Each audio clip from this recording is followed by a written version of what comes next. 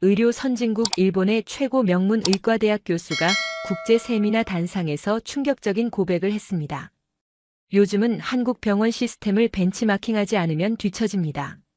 강연장이 술렁였습니다. 도대체 한국 의료계에 무슨 일이 일어난 걸까요?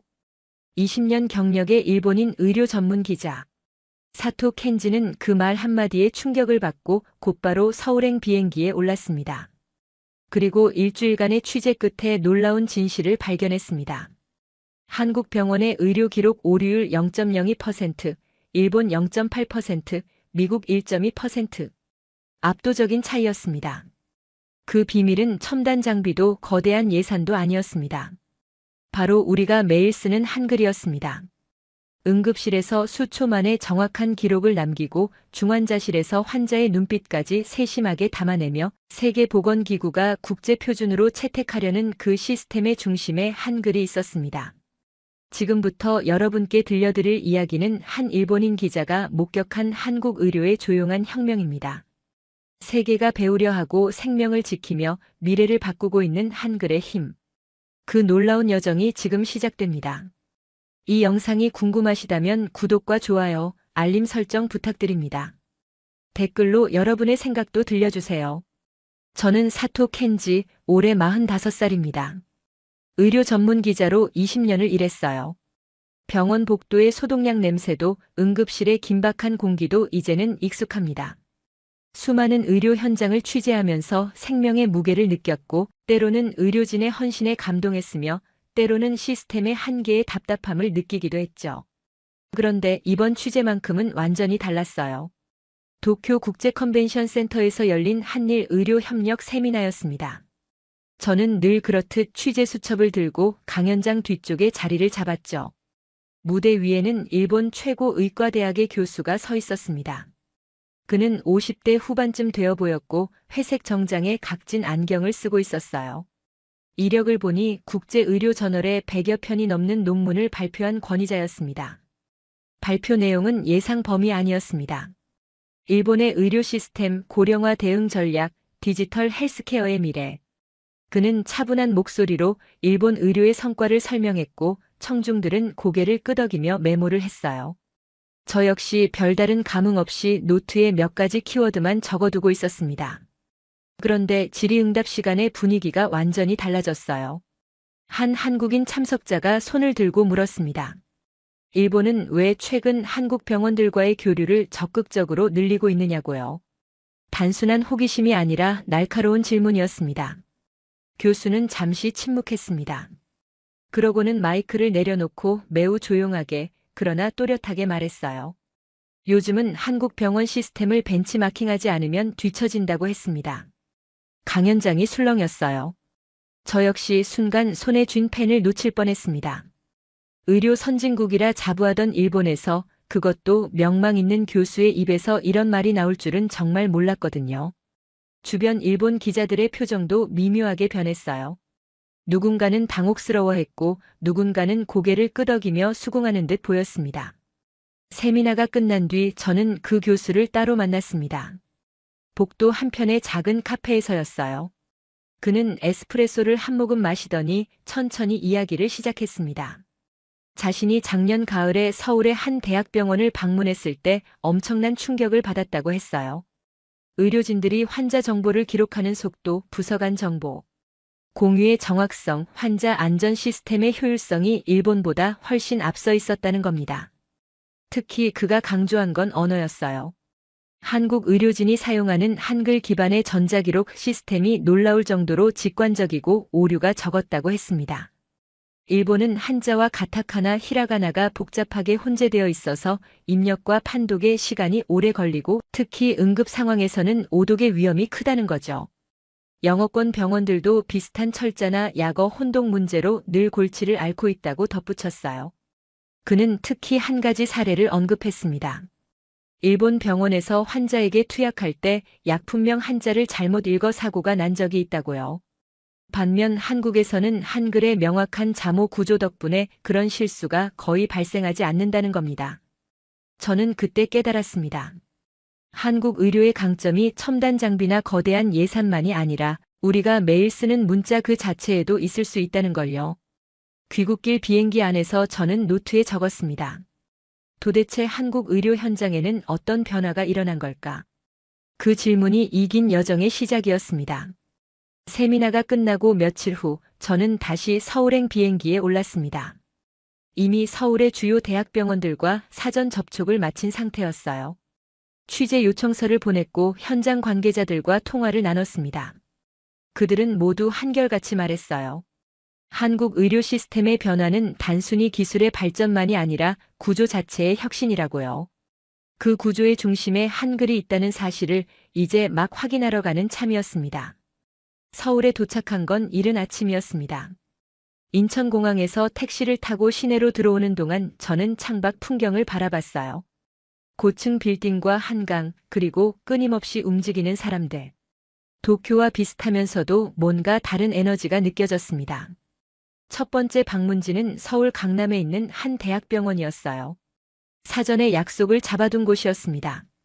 병원 로비는 깔끔했고 안내 데스크 직원들은 친절했어요. 저는 엘리베이터를 타고 6층 교육연수센터로 올라갔습니다. 그곳에서 저는 이수진 선생을 만났어요. 그녀는 이 병원의 간호교육 담당자로 15년째 근무하고 있다고 했습니다. 30대 후반쯤 되어 보이는 그녀는 단정한 흰색 가운을 입고 있었고 눈빛이 또렷했어요. 악수를 나누며 제 명함을 건넸을 때 그녀는 일본어로 인사를 건넸습니다. 유학 경험이 있다고 했어요. 회의실에 앉자 그녀는 노트북을 펼쳤습니다. 그리고 이렇게 말했어요. 한국 의료의 혁신은 장비나 예산의 문제가 아니라 구조의 문제라고요. 저는 고개를 갸우뚱했습니다. 구조라니 건물 구조를 말하는 건가 싶었거든요. 그녀가 웃으며 덧붙였습니다. 언어의 구조 말이에요. 화면에는 한국 병원의 전자의무기록 시스템이 떠올랐습니다. 저는 처음에는 별다른 감흥이 없었어요. 일본 병원에도 전자기록 시스템은 있으니까요. 그런데 자세히 보니 달랐습니다. 모든 항목이 한글로 정리되어 있었고 각 문자가 명확하게 구분되어 있었어요. 이수진 선생은 화면을 가리키며 설명했습니다. 한글은 자음과 모음이 결합해서 음절을 이루는 구조라고 했어요. 그래서 한 글자 한 글자가 시각적으로도 의미적으로도 명확하게 분리된다는 겁니다. 예를 들어 통증이라는 단어를 보면 통과 증이 확실히 구분되죠. 반면 일본어는 한자와 가나가 섞여 있어서 순간적으로 읽는데 혼선이 생길 수 있다고 했어요. 저는 솔직히 처음에는 반신반의했습니다. 언어가 그렇게까지 큰 차이를 만들 수 있을까 싶었거든요. 그런데 그녀가 보여준 다음 화면을 보고 생각이 바뀌었습니다. 환자의 상태가 기록된 차트였어요. 시간대별로 혈압, 맥박, 체온, 산소 포화도가 적혀 있었고 그 옆에는 환자의 주관적 증상과 의료진의 관찰 내용이 간결하게 정리되어 있었습니다. 놀라운 건 그 정확성이었어요. 한 글자의 애매함도 없었습니다. 이수진 선생은 말했습니다. 한글 기반 기록 시스템 덕분에 간호사들이 환자 상태를 입력할 때 평균 30초 이내에 완료할 수 있다고요. 일본이나 미국 병원에서는 평균 1분에서 2분이 걸린다고 들었다면서요. 30초와 2분, 겨우 1분 30초 차이지만 응급 상황에서는 생사를 가를 수도 있는 시간입니다. 저는 그제야 깨달았어요. 이건 단순히 기술의 문제가 아니라는 걸요. 언어 자체가 시스템의 효율을 결정하고 있었습니다. 한글의 과학적 구조가 의료 현장에서 실질적인 경쟁력으로 작동하고 있었던 거예요. 그녀는 또 다른 사례를 보여줬습니다. 약품명 기록 오류율이었어요. 한국은 연간 1000건당 0.2건, 일본은 12건, 미국은 18건. 숫자가 명확했습니다. 한글로 적힌 약품명은 오독될 여지가 거의 없다는 뜻이었죠. 회의를 마치고 나오면서 저는 노트에 적었습니다. 언어는 도구가 아니라 인프라다. 처음으로 언어가 의료의 일부가 될 수 있다는 사실에 진심으로 놀랐습니다. 이틀째 되는 날 저는 병원의 응급실을 방문했습니다. 이수진 선생이 특별히 허가를 받아준 덕분이었어요. 응급실은 제가 기자 생활을 하면서 가장 많이 취재한 곳 중 하나입니다. 도쿄에서도 수십 번 가봤죠. 그런데 서울 병원의 응급실은 뭔가 달랐어요. 오전 10시쯤 도착했는데도 이미 분주했습니다. 환자들이 들어오고 의료진이 빠르게 움직이고 곳곳에서 기계음이 울렸어요. 저는 간호사 스테이션 근처에 서서 조용히 관찰했습니다. 한 환자가 구급차에 실려 들어왔어요. 60대 남성이었고 얼굴이 창백했습니다. 구급대원이 외쳤어요. 의식 저하, 혈압 강화, 호흡 곤란. 응급실 의사와 간호사들이 즉시 달려들었습니다. 제가 놀란 건 그 다음이었어요. 간호사 한 명이 환자 침대 옆 컴퓨터 앞에 섰습니다. 그리고 의사의 지시를 들으며 실시간으로 기록을 시작했어요. 손가락이 키보드 위를 빠르게 움직였습니다. 혈압 90, 60, 맥박 120, 산소 포화도 88. 의사가 외치는 숫자들이 즉시 화면에 입력됐어요. 한글로요. 혈압, 맥박, 산소 포화도라는 단어들이 명확하게 적혔고 숫자도 정확히 기록됐습니다. 저는 시계를 봤어요. 환자가 들어온 지 45초 만에 첫 번째 기록이 완료됐습니다. 응급실에서는 초 단위로 생사가 갈립니다. 의료진이 환자의 상태를 기록할 때 한 글자라도 잘못 적으면, 한 글자라도 오해가 생기면 치명적이에요. 저는 일본에서 그런 사례를 직접 취재한 적이 있었거든요. 약품명을 잘못 읽어서 환자에게 잘못된 약을 투여한 사고였습니다. 이수진 선생이 제 옆에서 조용히 말했습니다. 한국은 전자의무 기록에 한글 표준 용어를 도입하면서 오독률을 거의 0%로 낮췄다고 했어요. 자음과 모음이 명확히 구분되는 한글의 구조 덕분에 의료진은 수초 내에 정확히 정보를 파악할 수 있다는 겁니다. 저는 다시 화면을 봤어요. 수액, 산소, 심전도, 혈액 검사. 모든 단어가 간결하면서도 정확했습니다. 일본어로 치면 한자와 가나가 섞여 있어서 순간적으로 헷갈릴 수 있는 단어들이죠. 영어는 더 복잡해요. 철자가 비슷한 약품명 때문에 사고가 자주 발생합니다. 환자는 10분 만에 안정을 찾았어요. 의사가 고개를 끄덕이며 간호사에게 뭔가 지시했고 간호사는 다시 화면에 기록을 남겼습니다. 저는 그 과정을 처음부터 끝까지 지켜봤어요. 단 한 번도 기록을 다시 확인하거나 수정하는 모습이 없었습니다. 처음부터 정확했던 거죠. 잠시 후 저는 응급실 수간호사를 만났습니다. 50대 초반의 베테랑이었어요. 그녀는 25년째 이 응급실에서 근무하고 있다고 했습니다. 저는 물었어요. 한글 기반 시스템을 도입하기 전과 후가 어떻게 다르냐고요. 그녀는 잠시 생각하더니 말했습니다. 예전에는 기록 오류 때문에 불안했다고요. 특히 야간에 피곤할 때는 한자나 영어 약어를 잘못 읽을까봐 항상 긴장했다고 합니다. 그런데 한글 표준 시스템이 도입된 후로는 그런 걱정이 거의 사라졌대요. 읽는 순간 바로 이해가 되니까요. 저는 노트에 적었습니다. 언어의 명확성이 환자의 생명을 지킨다. 오후에 저는 다른 병동도 둘러봤어요. 중환자실, 수술실, 대기실, 외래 진료실. 어디를 가든 같은 시스템이 작동하고 있었습니다. 한글로 기록하고 한글로 공유하고 한글로 확인하는 시스템이요. 그리고 그 시스템 안에서 의료진들은 빠르고 정확하게 움직이고 있었어요. 저는 그날 저녁 숙소로 돌아와 노트를 펼쳤습니다. 그리고 적었어요. 한국 의료의 강점은 기술이 아니라 언어였다. 한글이라는 도구가 생명을 지키는 방패가 되고 있었다. 셋째 날 아침 저는 서울 서초구에 있는 한국보건의료데이터원을 찾았습니다. 이곳은 전국 병원의 의료 데이터를 수집하고 분석하는 기관이에요. 사전에 인터뷰를 요청했더니 흔쾌히 승낙해 주셨습니다. 건물은 생각보다 조용했어요. 로비를 지나 3층 연구실로 올라가니 박지훈 박사가 저를 기다리고 있었습니다.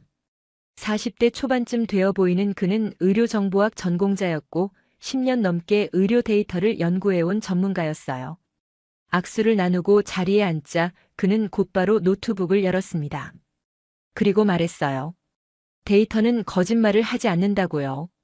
한국 의료 시스템의 우수성은 느낌이 아니라 숫자로 증명된다고 했습니다. 화면에는 표 하나가 떠올랐습니다. 국가별 의료 기록 오류율 비교였어요. 저는 숨을 죽이고 그 숫자들을 봤습니다. 한국 0.02%, 일본 0.8%, 미국 1.2%. 저는 잠시 말을 잃었어요. 0.02%라니 거의 완벽에 가까운 수치였습니다. 물론 완전한 0은 아니겠지만 통계적으로 무시할 수 있는 수준이라는 뜻이었죠. 반면 일본은 0.8%, 미국은 1.2%. 숫자로 보니 그 차이가 확연했습니다. 박지훈 박사는 설명했어요. 이 수치는 지난 3년간 전국 200여 개 병원의 전자의무 기록을 분석한 결과라고 했습니다. 기록 오류에는 여러 종류가 있대요. 약품명 오기, 용량 착오, 환자 정보 혼동, 시간 기록 누락 등이요. 한국은 이 모든 항목에서 압도적으로 낮은 오류율을 보였다고 합니다. 저는 물었어요. 왜 이런 차이가 나는 걸까요? 박 박사는 화면을 넘겼습니다. 다음 슬라이드에는 언어별 문자 인식 속도와 정확도 그래프가 나타났어요. 한글, 일본어, 영어, 중국어를 비교한 자료였습니다. 한글의 인식 속도는 평균 0.3초, 정확도는 99.8%였어요. 일본어는 0.7초에 96%, 영어는 0.5초에 97%였습니다. 중국어는 1.1초에 93%. 숫자가 명확하게 한글의 우위를 보여주고 있었어요. 박 박사가 말했습니다. 한글은 자음과 모음이 조합되어 음절을 이루는 독특한 구조 덕분에 시각적 변별력이 뛰어나다고요. 특히 의료 용어처럼 정확성이 생명인 분야에서는 이 차이가 엄청난 결과를 만들어낸다는 겁니다. 그는 또 다른 데이터를 보여줬어요. 의료사고 발생 원인 분석이었습니다. 일본과 미국에서는 의료사고의 약 15%가 기록 및 의사소통 오류 때문에 발생한다고 해요. 반면 한국은 3% 미만이었습니다. 저는 그 숫자를 보며 생각했어요. 15%와 3%, 그 차이 속에 얼마나 많은 생명이 있을까요? 구체적인 숫자로 환산하면 매년 수천 명의 환자가 언어의 차이 때문에 위험에 처하거나 목숨을 잃을 수도 있다는 뜻이었습니다. 박 박사는 계속해서 자료를 보여줬어요. 간호사들의 기록 입력 시간, 의사들의 차트 판독 시간, 약사들의 처방전 확인 시간. 모든 항목에서 한국이 가장 빨랐고 가장 정확했습니다. 언어의 구조적 효율이 시스템 전반의 정확도를 끌어올린 거였어요. 저는 노트에 빠르게 메모를 했습니다. 그러다 문득 한 가지가 궁금해졌어요. 한국 정부나 의료계는 이 사실을 알고 있을까요?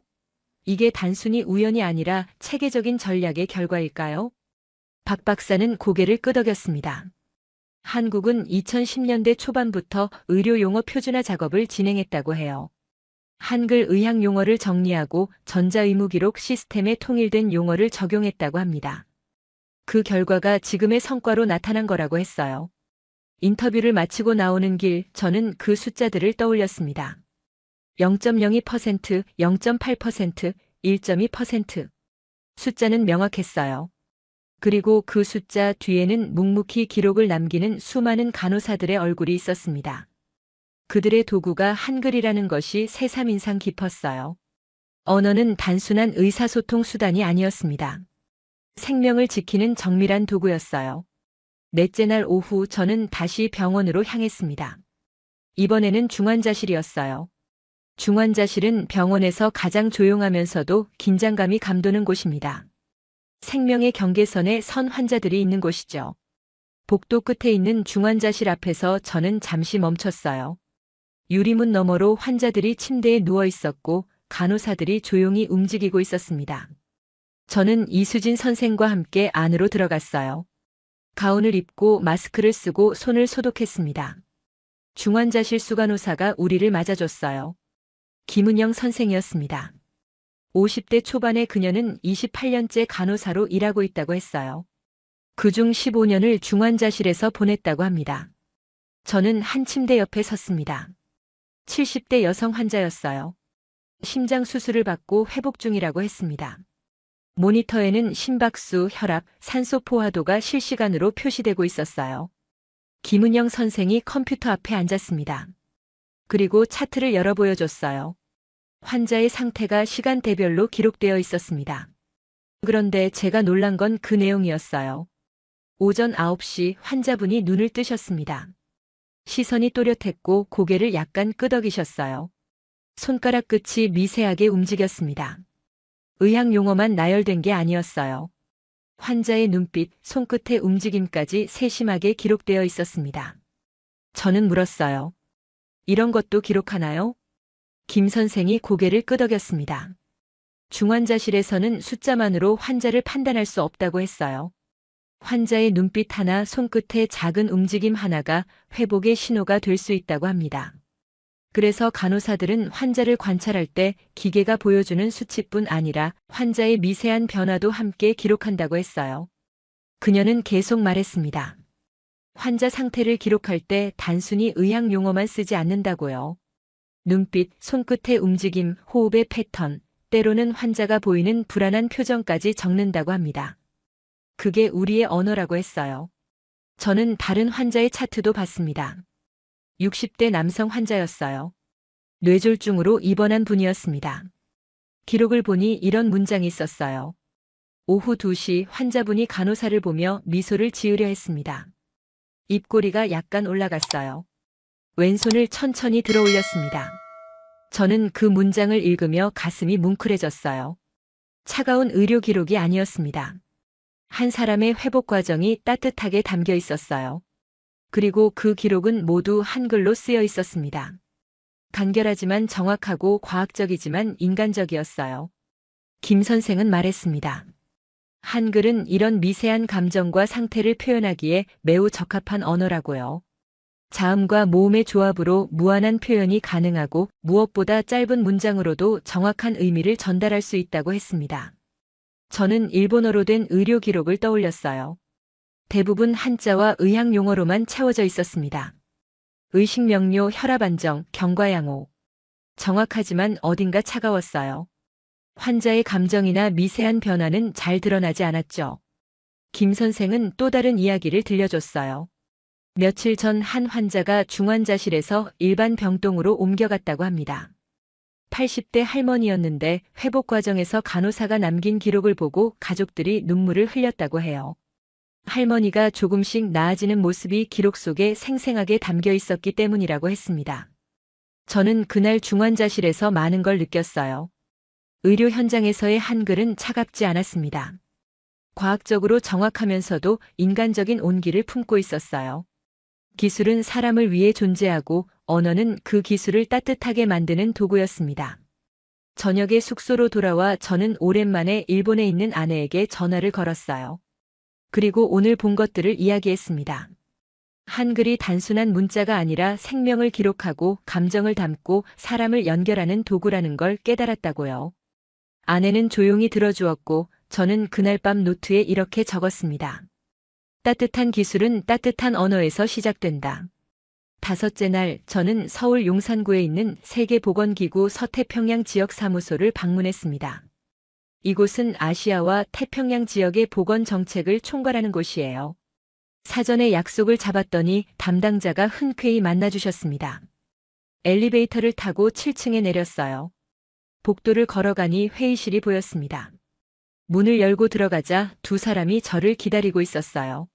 한 명은 WHO 의료정보 담당관인 제임스 리 박사였고 다른 한 명은 한국인 자문위원인 최원석 교수였습니다. 악수를 나누고 자리에 앉자 제임스 리 박사가 먼저 말문을 열었습니다. 사토시가 한국 의료 시스템을 취재하고 있다는 이야기를 들었다고요. 그리고 자신들도 최근 몇 년간 한국 시스템을 집중적으로 연구하고 있다고 했습니다. 저는 물었어요. 구체적으로 어떤 부분을 연구하고 계신가요? 최원석 교수가 노트북을 열었습니다. 화면에는 여러 나라의 국기가 보였어요. 영국, 독일, 일본, 싱가포르, 호주. 그는 설명했습니다. 현재 WHO는 한국형 의료기록 시스템을 참고해 국제의료정보 표준을 개정 중이라고 했어요. 저는 놀라서 물었습니다. 국제표준을 개정한다고요? 제임스 리 박사가 고개를 끄덕였습니다. 지금까지의 국제의료정보 표준은 주로 영어권 국가들의 시스템을 기반으로 만들어졌다고 해요. 그런데 최근 들어 언어의 구조적 차이가 의료 안전에 미치는 영향이 크다는 연구 결과들이 나오면서 각국의 언어 특성을 반영한 표준이 필요하다는 공감대가 형성됐다고 합니다. 그는 계속 말했습니다. 한국은 한글이라는 독특한 문자 체계를 가지고 있고 그 체계가 의료 현장에서 놀라운 효율성을 보여주고 있다고요. 특히 오류율이 극도로 낮다는 점에서 세계 각국이 주목하고 있다고 했습니다. 최 교수가 구체적인 사례를 들려줬어요. 작년에 영국 국립보건서비스 NHS에서 한국을 방문해 의료기록 시스템을 벤치마킹했다고 합니다. 독일의 대형 병원 그룹도 한국식 전자의무기록 체계를 도입하기 위해 연구팀을 보냈다고 해요. 일본도 마찬가지였습니다. 도쿄의 여러 대학병원이 한국 시스템을 연구하고 있다고 했어요. 저는 일본 기자로서 약간 복잡한 심경이었습니다. 자랑스러우면서도 한편으로는 아쉬웠어요. 우리도 할 수 있는 일인데 왜 먼저 하지 못했을까 하는 생각이 들었거든요.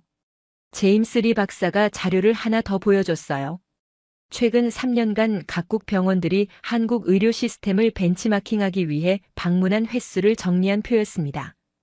2022년 15건, 2023년 42건, 2024년 78건. 가파르게 증가하고 있었어요. 최 교수는 말했습니다. 그 핵심에는 언제나 한글이 있었다고요. 언어는 단순한 의사소통 수단이 아니라 생명을 지키는 정보도구로 자리 잡았다고 했습니다. 이제 세계가 그걸 인정하기 시작했다고요. 저는 물었어요. 그럼 앞으로 어떻게 될까요? 제임스 리 박사가 대답했습니다. WHO는 올해 말까지 새로운 의료정보 표준안을 발표할 예정이라고 해요. 그 표준안에는 각국 언어의 특성을 반영한 가이드라인이 포함될 거라고 합니다. 한국의 한글 시스템은 그 중에서도 가장 모범적인 사례로 소개될 거라고 했어요. 인터뷰를 마치고 나오면서 저는 생각했어요. 언어가 국경을 넘어 세계 의료의 표준을 바꾸고 있다는 사실이 놀라웠습니다. 한글이 한국만의 자산이 아니라 인류 전체의 자산이 될 수 있다는 가능성을 본 거죠. 그날 저녁 저는 도쿄에 있는 동료 기자에게 이메일을 보냈어요. 한국 취재에서 본 것들을 간략히 정리해서 보냈습니다. 그리고 적었어요. 우리도 배워야 할 게 많다고요. 기술만 앞세울 게 아니라 우리의 언어를 어떻게 활용할 것인가를 고민해야 한다고 했습니다. 밤늦게 숙소로 돌아와 저는 노트를 펼쳤습니다. 그리고 이렇게 적었어요. 세계가 한국에서 배우고 있다. 그 배움의 중심에 한글이 있다. 6째 날 저는 서울대학교 간호대학을 방문했습니다. 이곳은 한국 간호교육의 중심지라고 할 수 있어요. 캠퍼스는 넓었고 학생들이 활기차게 오가고 있었습니다.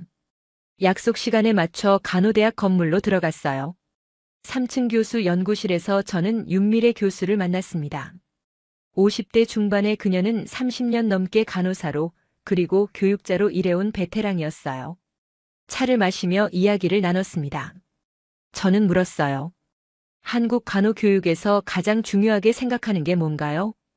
윤 교수는 잠시 생각하더니 말했습니다. 기술보다 태도라고요. 최신 장비를 다루는 법도 중요하지만 그보다 더 중요한 건 환자를 대하는 마음이라고 했어요. 그녀는 저를 실습실로 안내했습니다. 복도를 따라 걸어가니 넓은 공간이 나타났어요. 실제 병실처럼 꾸며진 곳이었습니다. 침대가 여러 개 놓여 있었고 의료 장비들이 갖춰져 있었어요. 학생들이 실습복을 입고 훈련을 받고 있었습니다. 한쪽에서는 인공지능 시뮬레이터를 활용한 응급 상황 훈련이 진행되고 있었어요. 마네킹이 환자 역할을 했고 학생들이 심폐소생술을 연습하고 있었습니다. 다른 한쪽에서는 가상현실 장비를 쓴 학생들이 수술실 환경을 체험하고 있었어요. 저는 감탄했습니다. 최신 기술이 총동원되고 있었어요. 일본 대학에서도 비슷한 장비들을 봤지만 이곳은 뭔가 달랐습니다. 기술이 중심이 아니라 사람이 중심이었어요. 윤 교수가 설명했습니다. 이 모든 기술은 도구일 뿐이라고요. 진짜 중요한 건 그 기술을 사용하는 사람들의 태도라고 했습니다. 학생들에게 항상 강조한다고 해요. 환자는 기계가 아니라 사람이고 우리는 기술자가 아니라 치유자라고요. 저는 한 학생 그룹을 지켜봤습니다. 4명의 학생이 한 팀을 이뤄 응급 환자 시뮬레이션을 하고 있었어요. 마네킹 환자의 상태를 확인하고 기록하고 의사소통하는 과정을 연습하는 거였습니다. 인상적이었던 건 그들이 기록하는 방식이었어요. 태블릿에 한글로 환자 상태를 빠르게 입력하면서도 계속 환자 쪽을 바라봤습니다. 기계에만 집중하지 않고 환자를 먼저 살폈어요. 실습이 끝난 후 윤 교수가 학생들을 모았습니다. 그리고 피드백을 했어요. 기술적인 부분도 지적했지만 더 많이 강조한 건 태도였습니다.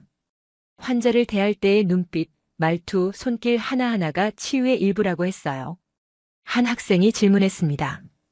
기록이 너무 많아서 환자를 제대로 볼 시간이 부족할 것 같다고요. 윤 교수는 고개를 저었습니다. 그래서 한글이 중요하다고 했어요. 한글은 빠르고 정확하게 기록할 수 있는 언어라서 기록 시간을 최소화하고 환자와 함께하는 시간을 최대화할 수 있다고 설명했습니다. 그녀는 이렇게 말했습니다. 기록은 감정이 아니라 책임입니다. 그 말이 오래 남았어요. 기록은 단순히 업무가 아니라 환자에 대한 책임이고 그 책임을 다하기 위해서는 정확하고 효율적인 도구가 필요하다는 뜻이었습니다. 그 도구가 바로 한글이었어요. 저는 다른 교실도 둘러봤습니다. 한 곳에서는 의료윤리 수업이 진행되고 있었어요. 교수가 학생들에게 물었습니다. 환자의 존엄성이란 무엇인가요? 학생들이 손을 들고 대답했습니다.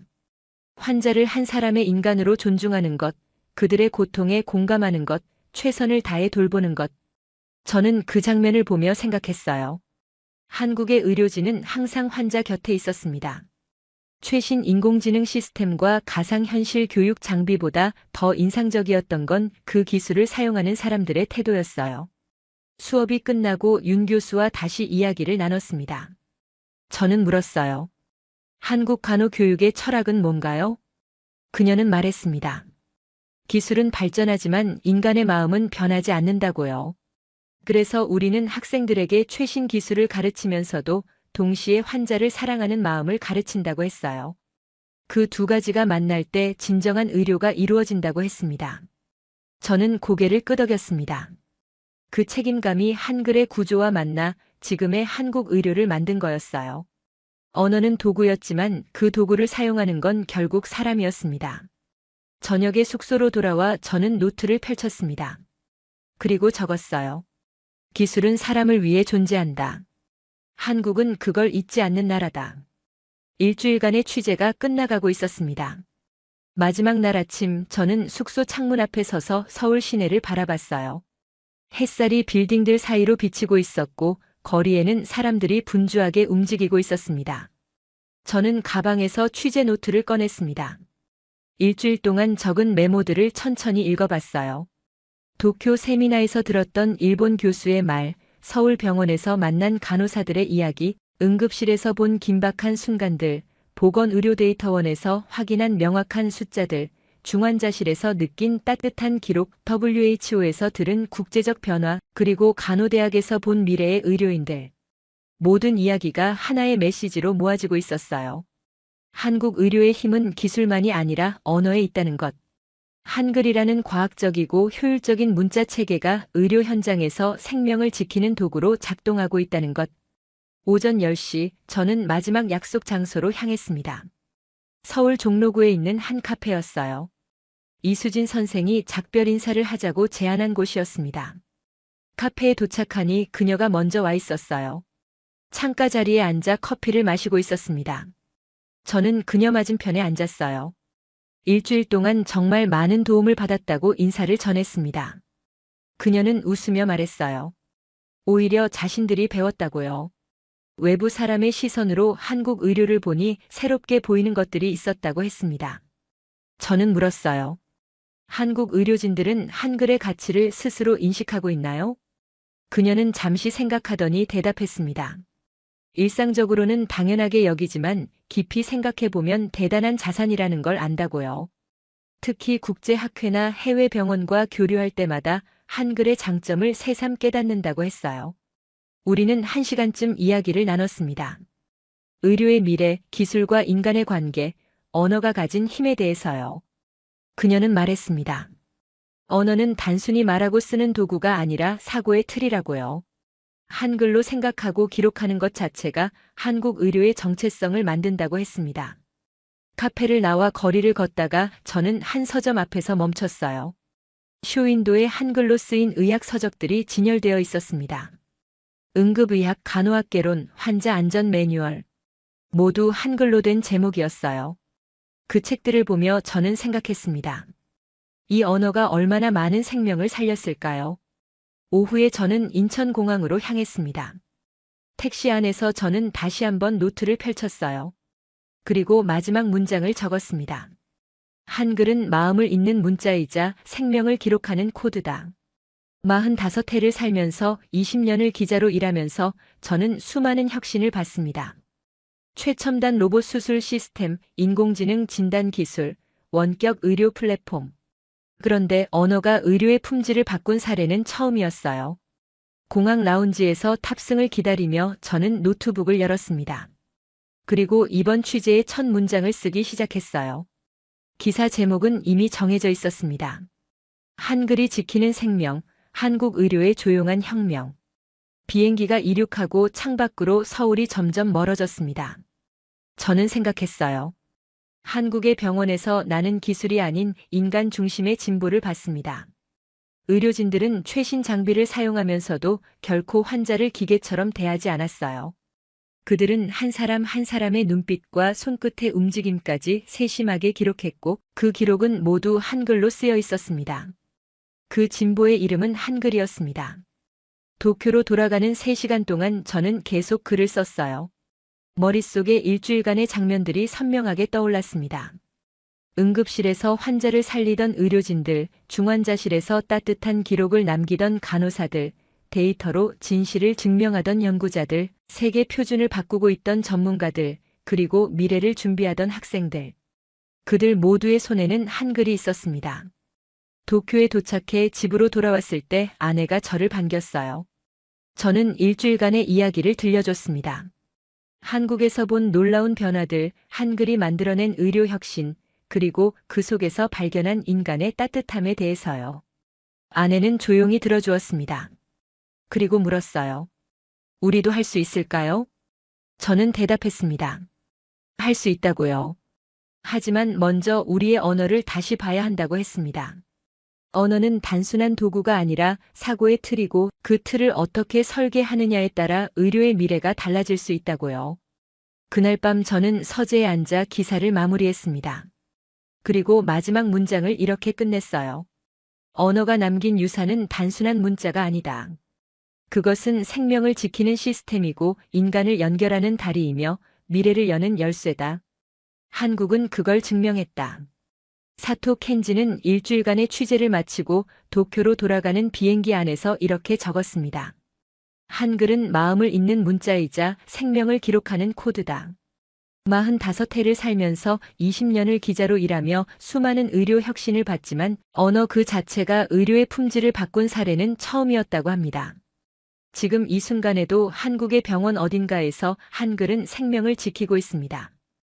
응급실에서 수초 만에 정확한 기록을 남기고 중환자실에서 환자의 미세한 변화를 따뜻하게 담아내며 수술실에서 단 한 글자의 오해도 없이 정보를 전달하고 있습니다.